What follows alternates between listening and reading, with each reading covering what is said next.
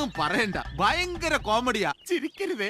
നമസ്കാരം, നിങ്ങളെ അന്വേഷിച്ച് വന്നാണ്. പറഞ്ഞ വിശ്വസിക്കൂ ഇല്ല. കോൺസ്റ്റബിൾ തള്ളിക്കോളൂ.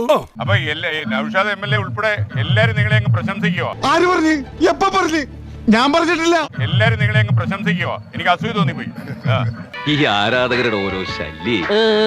അപ്പൊ കലോത്സവം ഗംഭീരമായി നടക്കുന്നു. ഞാൻ ഇന്നലെ വന്നു. അതിന് ഞാൻ എന്ത് വേണം? വിദ്യാഭ്യാസ സമിതിയുടെ നേതൃത്വത്തിൽ നടക്കുന്ന സമിതിക്ക് സൂപ്പറായിട്ട് ഈ കലോത്സവം സംഘടിപ്പിക്കാൻ പറ്റുന്നുണ്ട്. പരാതികളൊക്കെ വളരെ കുറവ്, ഒന്നും ഇല്ലാന്ന് വേണേ പറയാം. അപ്പൊ ഈ നാട്ടുകാരെ മുഴുവൻ തന്നെ കുറിച്ച് പരാതി പറയുന്നോടു. അതെ അതെ.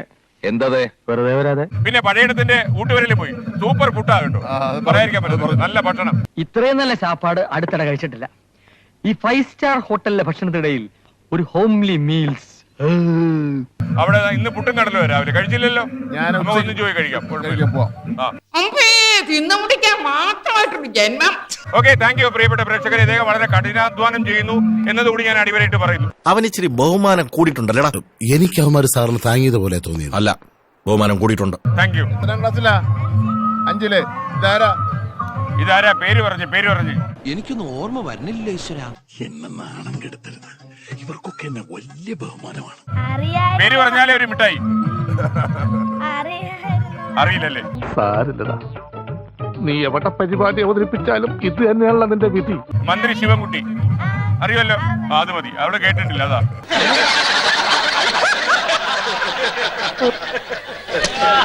ഓക്കെ, അപ്പൊ താങ്ക് യു. അപ്പൊ കാണാം. നിന്നെ പിന്നെ കണ്ടോളാം. ഇപ്പോഴാ ഓർത്തത്, ബാത്റൂമിൽ പോയില്ല. ഓഹോ.